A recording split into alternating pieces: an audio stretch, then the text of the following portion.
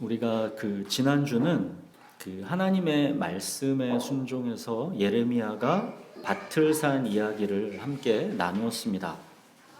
예레미야가 밭을 산 때가 지금 어느 상황이랬습니까? 예루살렘이 바벨론 군대에 포위되어 이제 멸망이 임박한 그런 때라 했죠. 여기저기 득세하던 그 근거 없는 낙관주의자들은 다 사라지고 온통 불안과 공포만이 휩싸인 그런 상황이었습니다. 그런 전쟁통에 밭을 산다라는 것은 이성과 상식으로는 말이 안 되는 어리석은 짓입니다. 예레미야가 이런 전쟁통에 밭을 샀다라는 소문이 여기저기 퍼졌고, 그 소문은 하나님께서 이곳에서 언젠가는 다시 집과 밭과 포도원을 되찾게 해주실 것이다 라는 희망의 씨앗이 자라게 한 것입니다. 자, 그렇게 하나님은 예레미야에게 소망을 보여주셨지만 그렇다고 지금 당장 현실이 변한 게 아무것도 없습니다. 바벨론 군대는 여전히 예루살렘을 포위하고 있고 조만간 예루살렘은 그들에 의해 멸망할 것입니다. 그리고 예레미야의 소망의 메시지에 이 시드기야 왕과 관료들이 감동하고 회개해서 감옥에 있던 예레미야를 풀어준 것도 아닙니다. 예레미야의 눈앞에 놓여져 있는 현실은 여전히 어둡고 절망적이기만 합니다. 그때 하나님의 말씀이 다시 예레미야에게 임합니다. 우리 본문을 같이 읽겠습니다. 예레미야 33장 1절부터 9절을 번갈아 읽겠습니다. 예레미야가 아직 시위대 뜰에 갇혀 있을 때에 여호와의 말씀이 그에게 두 번째로 임하니라. 이르시되 이를 행하시는 여호와, 그것을 만들며 성취하시는 여호와, 그의 이름을 여호와라 하느니가 이와 같이 이르시리라. 너는 내게 부르짖으라. 내가 내게 응답하겠고 내가 알지 못하는 크고 은밀한 일을 내게 보이리라. 이스라엘의 하나님 여호와께서 말씀하십니다. 우리가 이 성읍의 가옥과 유다 왕궁을 헐어서 갈대아인의 창호와 칼을 대항하여 싸우려 하였으나 내가 나의 노여움과 분함으로 그들을 죽이고 그들의 시체로 이 성을 채우게 하였나니 이는 그들의 모든 악행으로 말미암아 나의 얼굴을 가리어 이 성을 돌아보지 아니하였음이라. 그러나 보라, 내가 이 성읍을 치료하며 고쳐 낫게 하고 평안과 진실이 그 성을 그들에게 나타낼 것이며 내가 유다의 포로와 이스라엘의 포로를 돌아오게 하여 그들을 처음과 같이 세울 것이며 내가 그들을 내게 범한 그 모든 죄악에서 정하하며 그들이 내게 범하여 행한 모든 죄악을 사할 것이라. 이 성읍이 세계 열방 앞에서 나의 기쁜 이름이 될 것이며 찬송과 영광이 될 것이요 그들은 내가 이 백성에게 베푼 모든 복을 들을 것이요 내가 이 성읍에 베푼 모든 복과 모든 평안으로 말미암아 두려워하며 떨리라. 1절 보십시오. 예레미야가 아직 시위대 뜰에 갇혀 있습니다. 예레미야가 당면한 현실이 아무것도 변한 게 없습니다. 예레미야가 낙심하고 있을 즈음 여호와의 말씀이 예레미야에게 두 번째로 다시 임합니다. 예레미야는 도무지 앞으로 일이 어떻게 돌아갈 것인지를 모르겠는 겁니다. 정말로 하나님은 말씀대로 이 백성에게 다시 이 땅을 되찾게 해주실 것인지, 이 고통을 통해서 이 백성이 정말로 하나님을 경외하게 될 것인지, 그동안의 역사는 수없는 고난과 고통을 겪으면서도 인간의 굳은 마음은 변하지 않는다라는 것을 보여주었는데, 만물보다 심히 거짓되고 부패한 것이 사람의 마음인데, 과연 이 백성에게 소망이 있는 것인지 예레미야는 정말 아무것도 모르겠는 겁니다. 그렇게 하나님의 계획을 모르겠어서 답답하고 낙심하고 있는 예레미야에게 하나님은 3절에 보시면 너는 내게 부르짖으라 하시는 겁니다. 내가 보여줄 것이다. 네가 알지 못하는 크고 은밀한 일, 나의 로드맵을 너에게 보여줄 것이다. 그러시는 겁니다. 로드맵, 이 단어는 회사 다니는 분들은 참 많이 쓰는 말이죠. 로드, 길, 맵, 지도, 가는 길의 지도라는 뜻이죠. 국어사전에서 로드맵 이렇게 검색하시면 어떤 일을 추진하기 위해 필요한 목표, 기준 등을 담아 만든 종합적인 계획, 청사진이라고도 합니다. 하나님이 무슨 일을 아주 오래전부터 진행시켜 오고 있는지, 앞으로 장차 어떻게 일이 진행되어 갈 것인지 그 장기적이고 종합적인 계획을 예레미야에게 보여주시겠다라는 겁니다. 2절 보시면 하나님은 어떤 하나님이다라고 나타나고 있습니까? 이를 행하시는 여호와, 그것을 만들며 성취하시는 여호와, 그의 이름을 여호와라 하느니. 하나님은 당신의 로드맵을 갖고 계시고 그 일을 행하시고 만들고 성취하시는 여호와이시라는 겁니다. 하나님은 여호와, 즉 스스로 있는 자, 온 땅의 창조자이시므로 하나님의 로드맵은 실패하실 수가 없다라는 것을 말하는 것입니다. 그 하나님의 이 보이시는 이 로드맵을 보실까요? 유다를 심판하시겠지만 다시 회복시키신다라는 것입니다. 6절, 7절 보십시오. 그러나 보라, 내가 이 성읍을 치료하며 고쳐 낫게 하고 평안과 진실이 풍성함을 그들에게 나타낼 것이며, 내가 유다의 포로와 이스라엘의 포로를 돌아오게 하여 그들을 처음과 같이 세울 것이며. 또 8절은 더 기가 막힙니다. 내가 그들을 내게 범한 그 모든 죄악에서 정하게 하며 그들이 내게 범하며 행한 모든 죄악을 사할 것이라. 하나님께서 그들의 모든 죄악을 깨끗하게 하고 다 없애주신답니다. 여기에 무슨 조건이 붙어 있지가 않습니다. 하나님은 내가 일방적으로 하시겠다라는 겁니다. 하나님께서 조건을 붙여봐야 사실 아무 소용이 없습니다. 이 백성은 잘못을 스스로 뉘우치고 회개할 수 없습니다. 하나님을 이 백성 스스로 마음과 뜻과 힘을 다해 사랑할 수가 없습니다. 이거를 이미 오랜 구약의 역사를 보면서 우리도 이제는 너무 잘 알죠. 이 백성 스스로 하나님께 돌아올 수는 없습니다. 네가 알지 못하는 크고 은밀한 일, 이것을 하나님은 하시겠다라는 겁니다. 예레미야야, 네가 고민하고 있는 거, 답답해하고 있는 거 안다. 이 백성이 스스로 내게 돌아올 수는 없다. 그 굳은 마음으로 죄를 뉘우치고 회개하여 나를 사랑하게 되는 자리로 그들 스스로는 올 수 없다. 만물보다 심히 거짓되고 부패한 것이 사람의 마음인 것, 네가 아는 것처럼 나도 그거를 안다. 그래서 나는 새 일을 행하려는 것이다. 그 새 일의 특징은 모두 하나님이 주도적으로 하신다라는 것이 특징입니다. 6, 7, 8절 보십시오. 각 절의 핵심어는 내가입니다. 내가. 하나님께서 하시겠다라는 겁니다. 내가 그들의 죄를 깨끗하게 할 것이다. 내가 그들의 죄를 사할 것이다. 그들 스스로 할 수 없는 것을 내가 할 것이다. 14절, 15절 보실까요?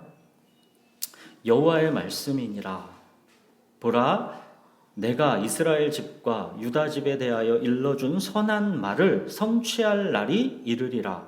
그날 그때에 내가 다윗에게서 한 공의로운 가지가 나게 하리니 그가 이 땅에 정의와 공의를 실행할 것이라. 하나님은 이렇게 예레미야에게 네가 알지 못하는 크고 은밀한 일을 보여주시는 겁니다. 내가 다윗에게서 한 공의로운 가지가 나게 하겠다라는 것입니다. 다윗 언약이 지금 완전히 물거품 된 것처럼 보이는 현실이지만 아니다. 다윗 언약은 취소되지 않았다. 내가 다윗에게서 한 공의로운 가지가 나게 하겠다. 다윗 언약은 영원하다 하시는 겁니다. 다윗에게서 한 공의로운 가지, 즉 메시아가 나올 것이라는 겁니다. 그 메시아가 이 백성이 스스로 할 수 없던 정의와 공의를 실행할 것이다 라는 것입니다. 그 메시아가 하나님의 모든 기준을 충족시킬 것이라는 것입니다. 여러분, 이 메시아, 다윗에게서 나게 한 공의로운 가지, 그가 누구입니까? 예수 그리스도죠. 16절 보시면 구원받은 예루살렘 성이 어떤 이름을 얻을 것이랍니까? 여호와는 우리의 의라는 이름입니다. 이사야 선지자는 그랬었죠. 무릇 우리는 다 부정한 자 같아서 우리의 의는 다 더러운 옷 같으며, 우리의 의는 다 더럽다 했습니다. 우리는 다 굳은 마음이고 다 부정해서 할 수 없는 것을 하나님은 예수 그리스도의 피로 의의 예복을 우리에게 입혀 주시겠다라는 것입니다. 이 크고 은밀한 일, 이것은 사실 하나님께서 예레미야에게만 보이신 게 아니었죠. 14절 보십시오. 14절. 여호와의 말씀이니라. 보라, 내가 이스라엘 집과 유다 집에 대하여 일러준 선한 말을 성취할 날이 이르리라. 하나님은 아주 오래전부터 메시아를 보내실 것을 계속 약속해 오셨습니다. 계속 약속해 오셨던 그 선한 말, 이 약속을 성취할 날이 올 것이라는 말입니다. 성경에서 그 약속이 처음 나타난 것은 창세기 3장 15절입니다. 하나님께서 뱀에게 한 말입니다. 뱀, 내가 너로 여자와 원수가 되게 하고 네 후손도 여자의 후손과 원수가 되게 하리니 여자의 후손은 네 머리를 상하게 할 것이요 너는 그의 발꿈치를 상하게 할 것이니라. 아담의 범죄 직후부터 이미 메시아는 약속되었습니다. 여자의 후손, 그가 바로 다윗에게서 나게 하실 한 의로운 가지, 메시아이죠. 아브라함에게는 또 어떻게 보이셨습니까? 내가 내게 큰 복을 주고 내 씨가 크게 번성하여 하늘의 별과 같고 바닷가의 모래와 같게 하리니 내 씨가 그 대적의 성문을 차지하리라. 다윗 언약은 또 무엇이었습니까? 내 왕위를 영원히 견고하게 하리라. 사실 구약의 이 모든 말씀 전체는 이 메시아 예수 그리스도가 오실 것을 가리키고 있는 거다 말씀드렸었죠. 하나님은 아담의 죄를 씻고 해결하시기 위해 메시아를 보내시겠다라는 것입니다. 이것이 원래부터의 하나님의 계획, 하나님의 로드맵입니다. 그렇게 하나님은 이 백성을 깨끗하게 할 것이고, 그렇게 다시 태어난 하나님의 백성은 열방의 빛이 되어 열방이 하나님께 나아오는 복의 통로가 되게 하신다는 겁니다. 그게 9절이죠.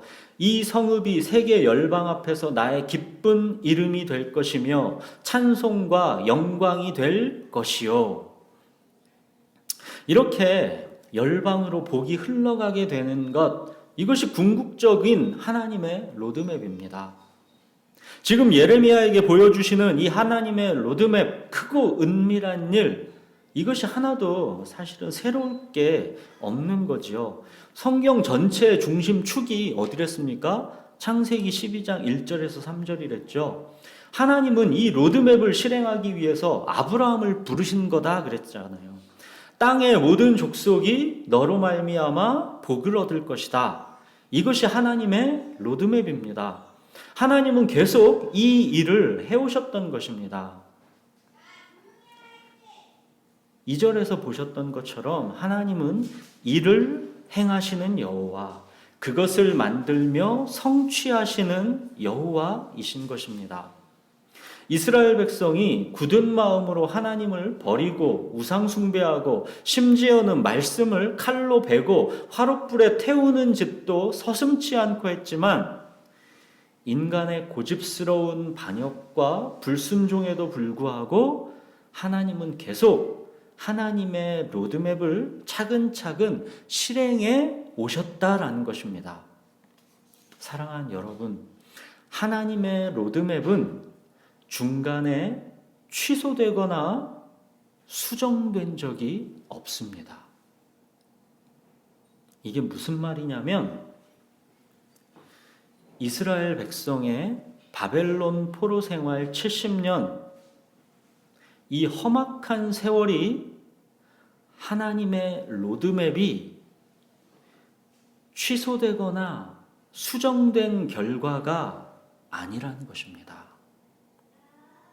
이 백성이 굳은 마음으로 하나님께 죄를 짓고 돌이키지 않았기 때문에 그 결과로 나오는 어쩔 수 없이 수정된 하나님의 로드맵이 아니라는 것입니다. 원래는 바벨론 포로 생활 없이 편안하게 쭉 갈 수 있던 거를 이 백성의 반역과 불순종으로 어쩔 수 없이 길을 바꿔서 당초 하나님의 플랜 A가 실패했기 때문에 하나님이 지금 부랴부랴 플랜 B를 불가피하게 만드신 게 아니라는 겁니다. 옛 언약이 실패했기 때문에 새 언약을 만드신 게 아니라는 겁니다. 하나님의 영원하신 언약은 한 번도 실패하거나 수정된 적이 없습니다. 이 백성의 바벨론 포로 생활은 원래부터 하나님의 플랜 A입니다. 하나님의 로드맵, 하나님의 플랜 A는 창세로부터 변한 적이 없습니다. 창세기 3장 15절 여자의 후손이 뱀의 머리를 밟을 것이다 하셨던 그 하나님의 계획은 변함없이 흘러오고 있는 것입니다.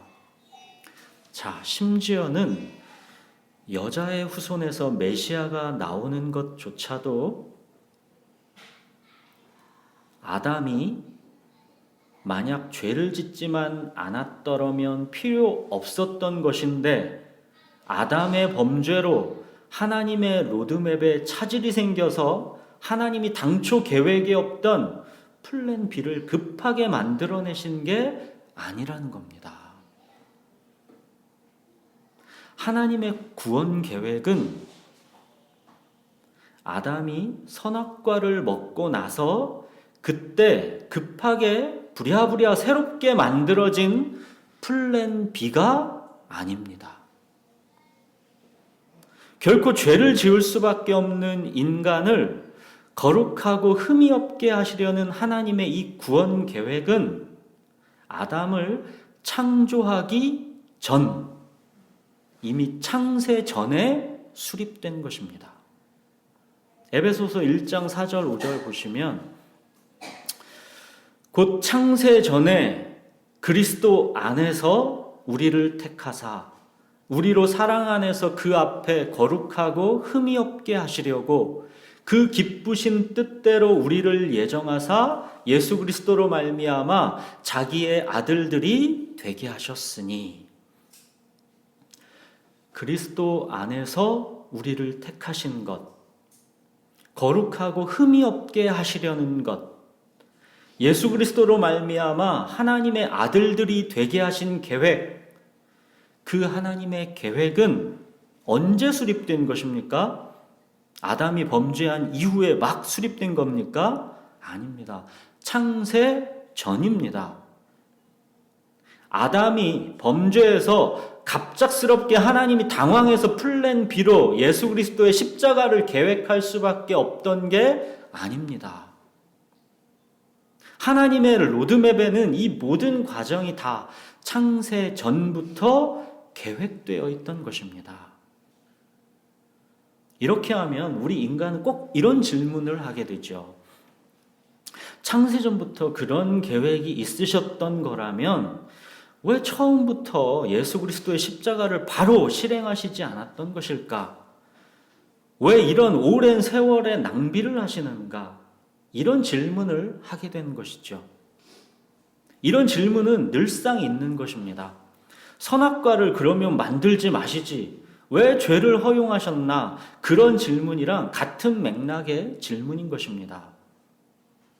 이런 질문은 하나님은 우리 인간을 참으로 사랑하시고 존중하시는데 우리 인간 스스로가 마치 자기를 로봇으로 격화시키는 것과 같은 것입니다. 인간은 로봇이 아니죠. 무슨 도깨비 방망이로 순식간에 뚝딱 순종의 사람으로 만들어버리는 게 아닙니다. 그러려면 애초부터 선악과 자체가 존재할 필요가 없었겠죠. 인간은 로봇이 아닙니다. 하나님은 인간의 자유의지에 의해 하나님을 사랑하고 하나님의 백성다워지는 과정을 만들어 가신 것입니다. 이 과정, 이것이 하나님의 로드맵입니다.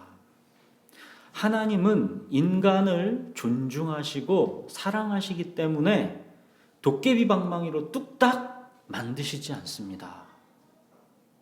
인간이 얼마나 하나님께 소중한 사람인지를, 소중한 사랑인지를 아셔야 합니다.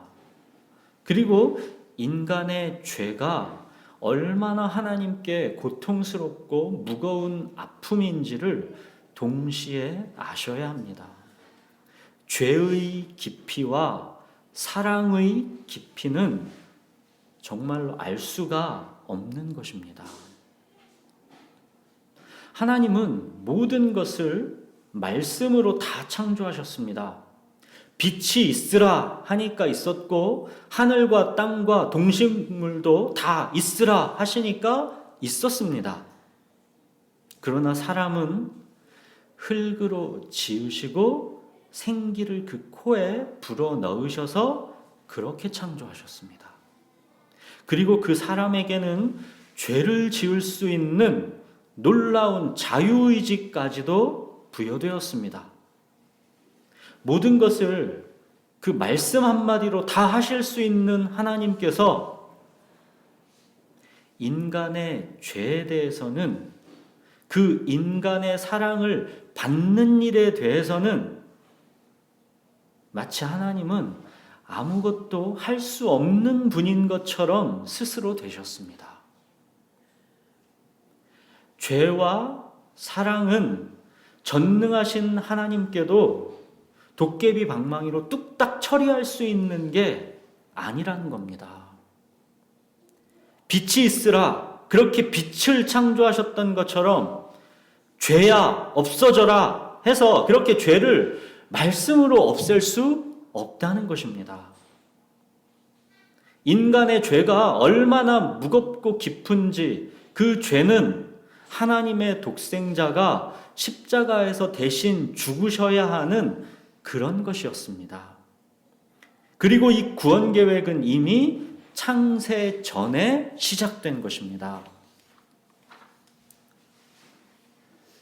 낳고 나면 고생할 게 뻔한 줄 알면서도 아이를 계획하고 아이를 낳는 것처럼 하나님은 그렇게 창조하고 나면 죄와 반역으로 하나님을 아프게 할 게 뻔한 줄 아시면서도 우리를 창조하신 겁니다.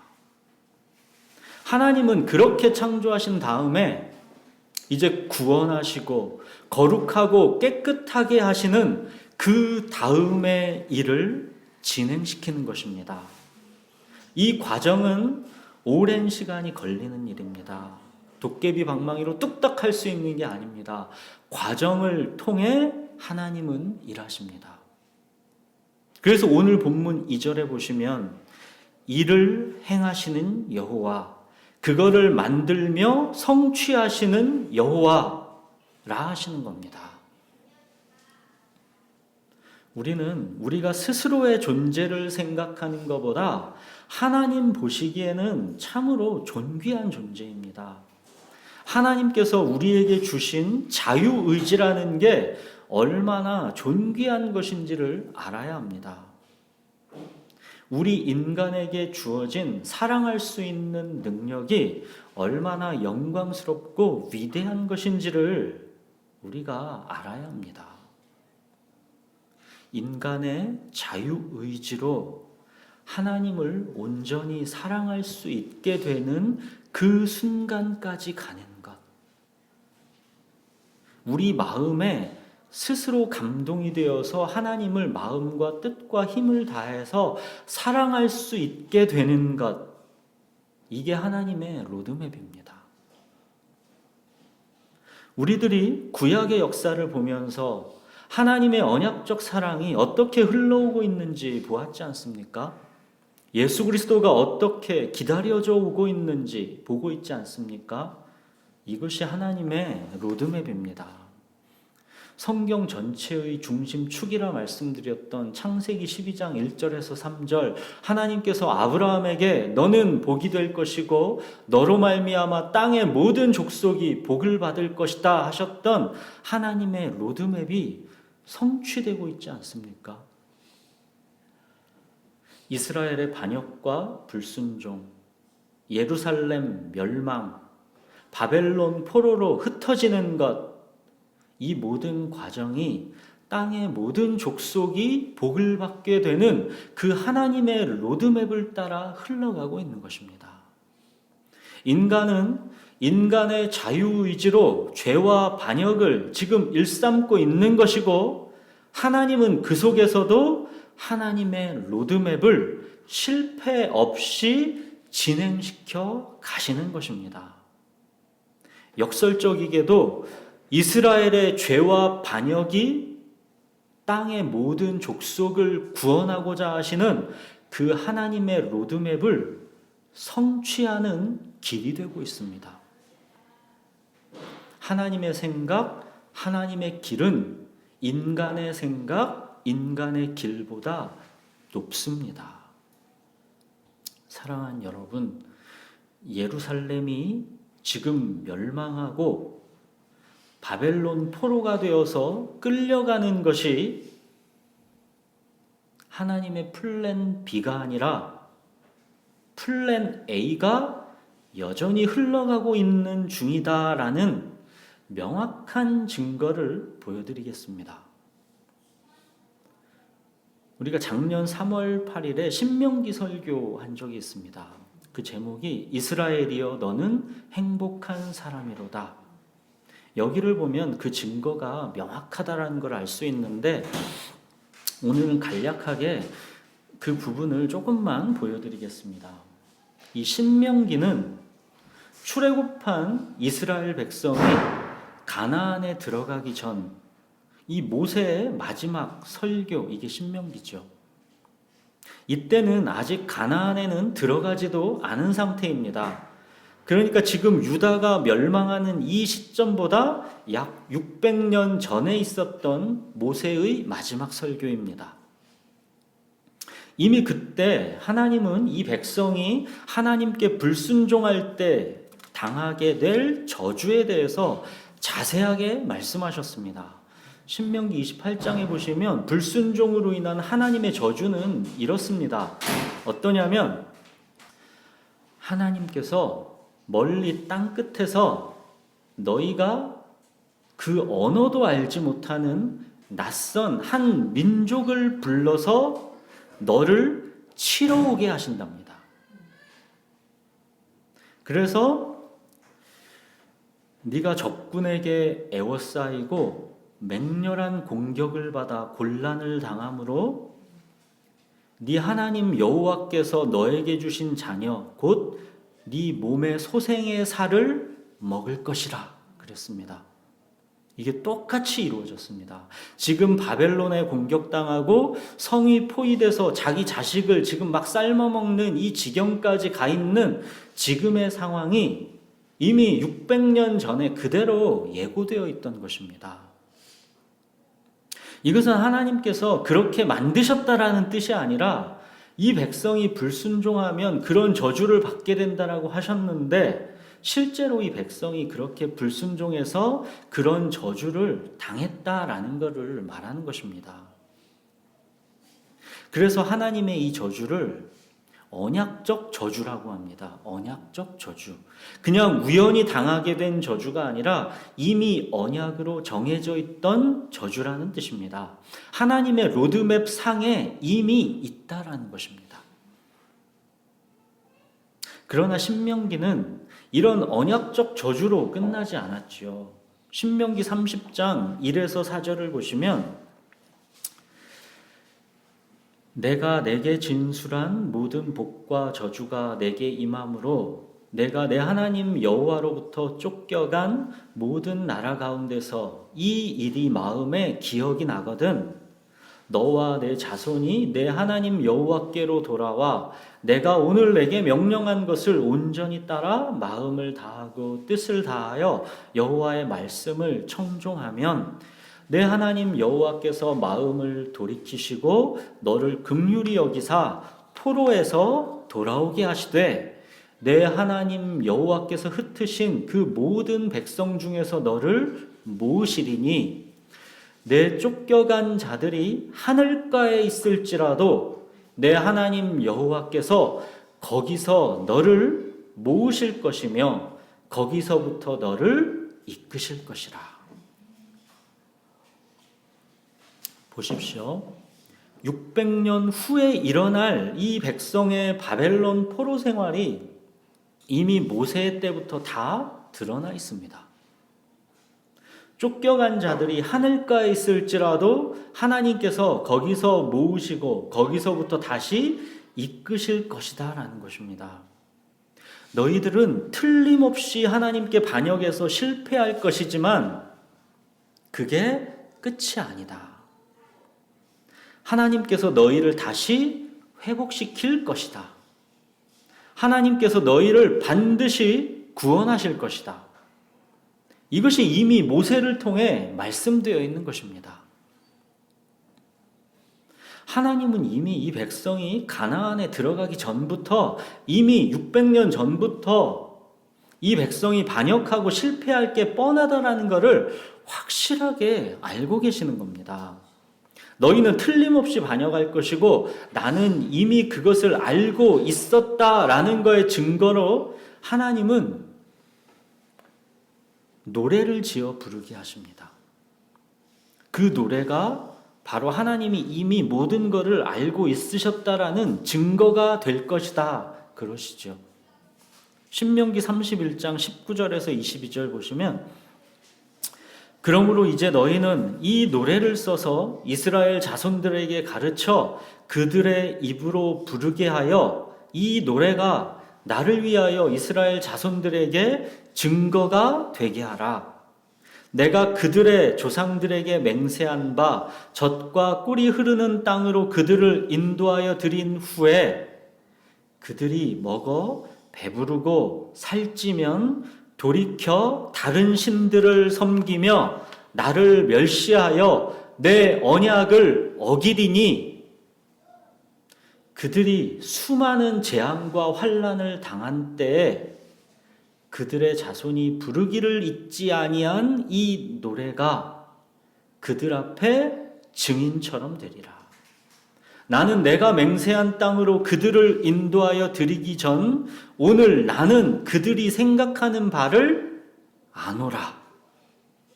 그러므로 모세가 이날 이 노래를 써서 이스라엘 자손들에게 가르쳤더라. 나는 그들이 생각하는 바를 뭐래요? 아노라.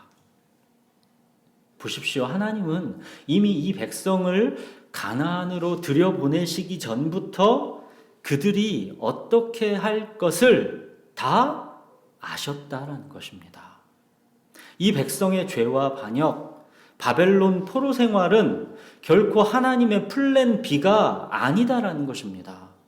원래부터 영원히 변한 적 없는 하나님의 로드맵, 하나님의 플랜 A가 굳건하게 진행되어 오고 있는 것 뿐이라는 것입니다. 그래서 모세는 자기 유언의 마지막을 이렇게 맺는 것입니다. 신명기 33장 29절에 보시면 이스라엘이여 너는 행복한 사람이로다. 여호와의 구원을 너같이 얻은 백성이 누구냐? 그는 너를 돕는 방패시요 내 영광의 칼이시로다.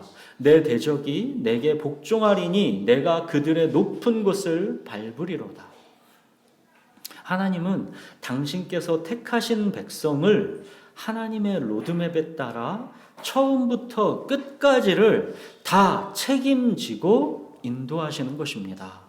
비록 그 과정에 불순종으로 인한 징계가 있을 것이지만 그 징계로 인한 고난과 고통이 작지 않을 수 있지만 그 모든 과정 또한 합력하여 선을 이루게 하신다라는 것입니다. 하늘에 속한 모든 신령한 복의 원천이신 예수 그리스도, 그 예수 그리스도 앞으로 택한 자를 이끌어 가신다라는 것입니다. 그래서 모세는 이스라엘이여 너는 행복한 사람이로다. 여호와의 구원을 너같이 얻은 백성이 누구냐 하는 것입니다. 사랑하는 여러분, 사랑도 언약적 사랑이고 징계도 언약적 징계입니다. 하나님의 로드맵은 굳건합니다. 하나님은 일을 행하시는 여호와, 그것을 만들며 성취하시는 여호와이십니다. 만물보다 거짓되고 심히 부패한 것이 사람의 마음인 것을 알게 되어야 비로소 예수 그리스도의 십자가 외에는 다른 길이 없다라는 것을 알게 됩니다. 하나님은 그 택한 자를 예수 그리스도의 십자가 앞으로 이끌어 가시는 겁니다. 그 길밖에는 다른 길이 없기 때문입니다. 구약의 오랜 역사, 그 가운데 끊임없이 말씀하시는 하나님, 결국 하나님의 로드맵에서 이 과정은 계속 하나님이 뭐 하시는 겁니까? 설득입니다.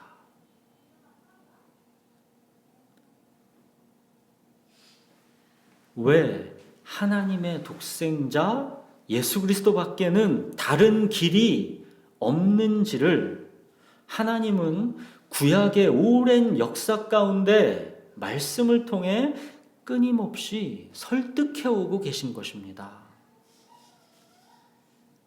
십자가밖에 없다라는 겁니다. 이거를 계속 구약의 역사를 통해 하나님이 설득하시는 겁니다. 그래서 믿게 하시려는 겁니다. 믿게, 예수 그리스도의 십자가 밖에는 없다라는 것을 믿게 하시려는 것입니다. 그렇게 해서 마침내 때가 찼을 때, 그때 하나님은 당신의 독생자를 십자가에 내어주신 겁니다. 비로소 우리 인간이 하나님의 독생자를 십자가에 내어주실 수밖에 없는 이 불가피성을 알게 되는 그 순간까지 하나님은 계속 구약의 역사 속에서 말씀을 통해 설득해 오시는 것입니다.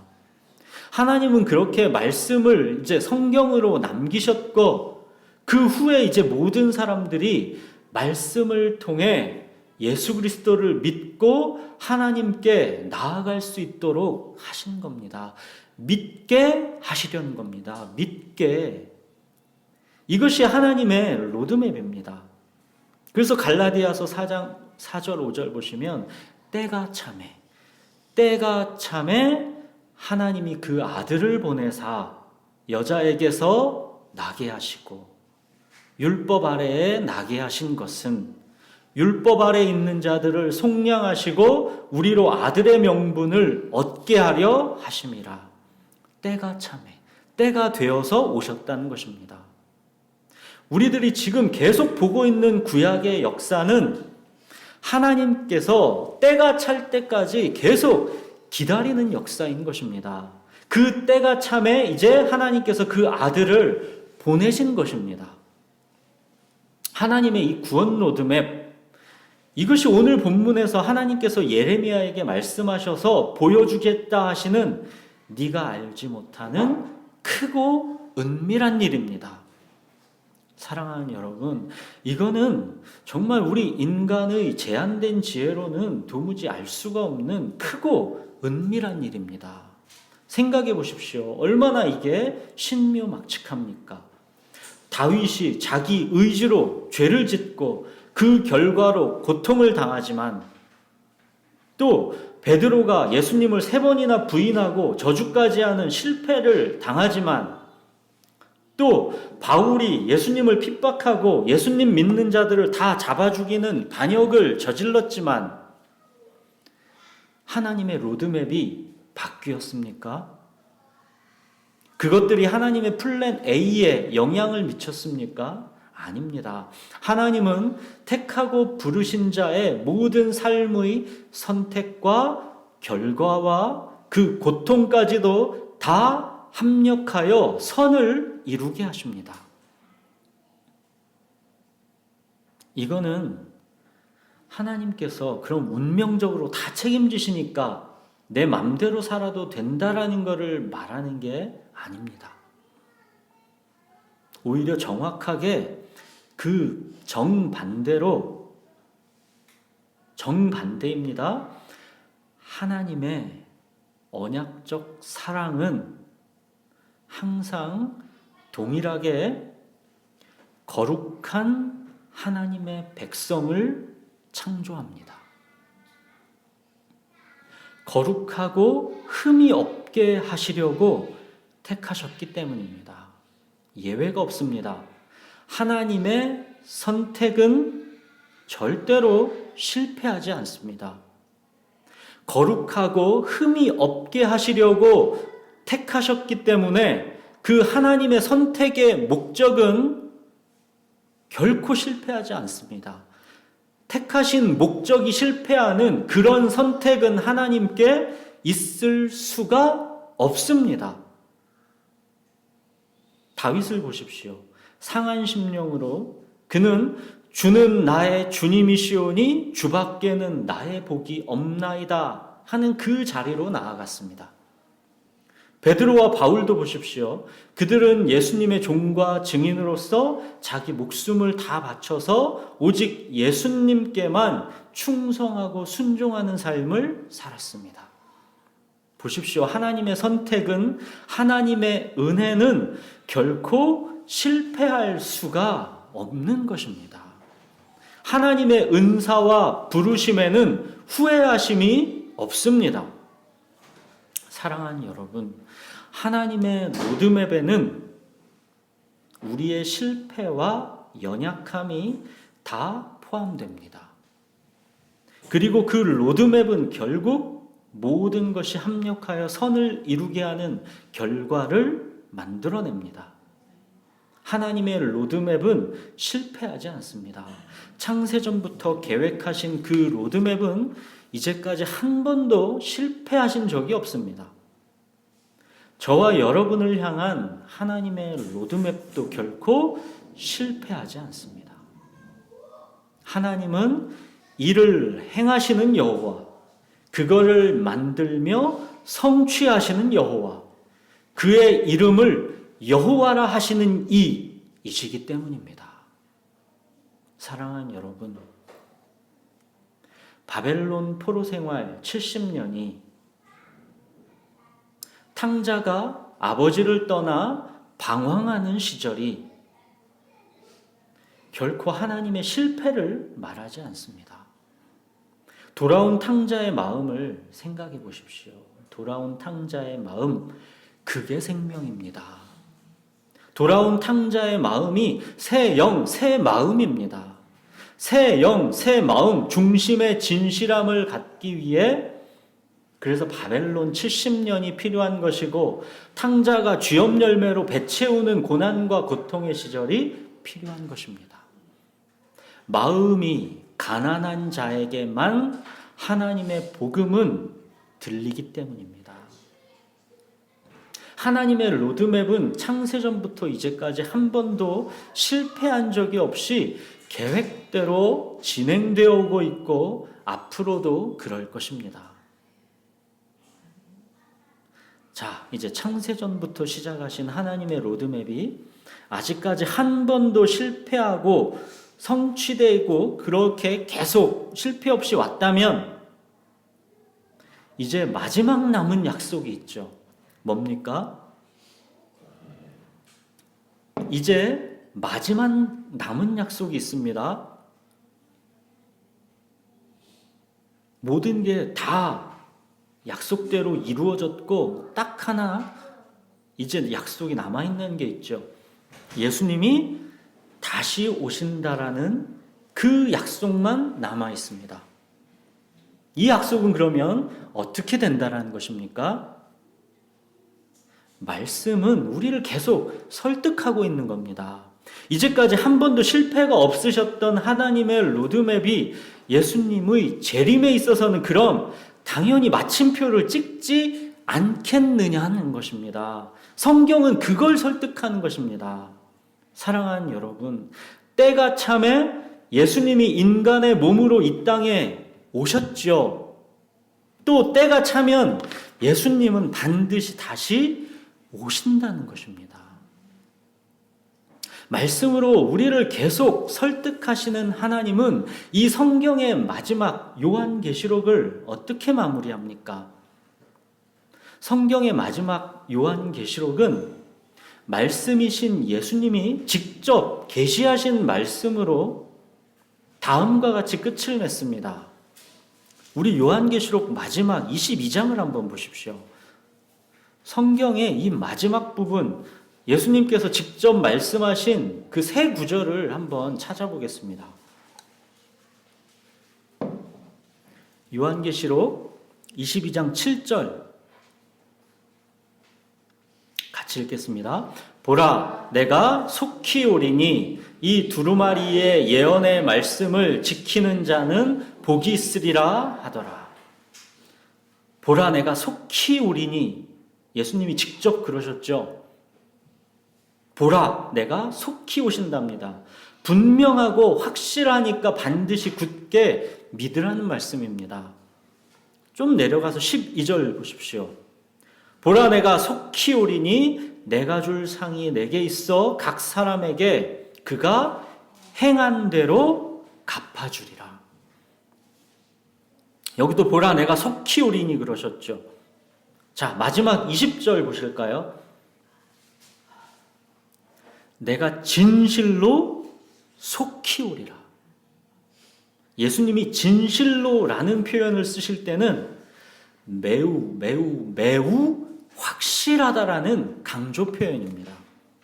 사랑하는 여러분, 신랑을 기다리는 정결한 신부로 살아가는 것, 이것이 하나님의 로드맵을 진정으로 믿는 자의 마땅한 삶의 태도입니다. 예수님은 세상 끝날까지 항상 우리와 함께 하십니다. 그리고 우리 구주 예수님은 반드시 다시 오십니다. 우리가 이 짧은 이 땅에서의 목숨이 다하는 날 예수님을 다시 보게 되든 아니면 아직 살아있는 이 땅의 시간 속에 예수님이 다시 오시든 우리는 이제 곧 속히 진실로 예수님을 만나게 될 것입니다. 사랑하는 여러분, 하나님의 로드맵, 크고 은밀한 일의 그 최종 목적지요, 완성은 천국입니다. 천국입니다. 우리는 아직 몸의 속량, 몸의 부활을 기다리고 있는 중입니다.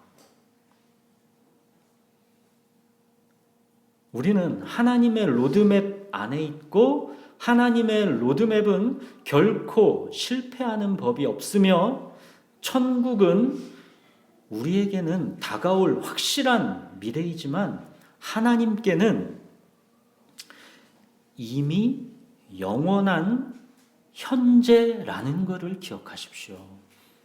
하나님께는 이미 영원한 현재입니다.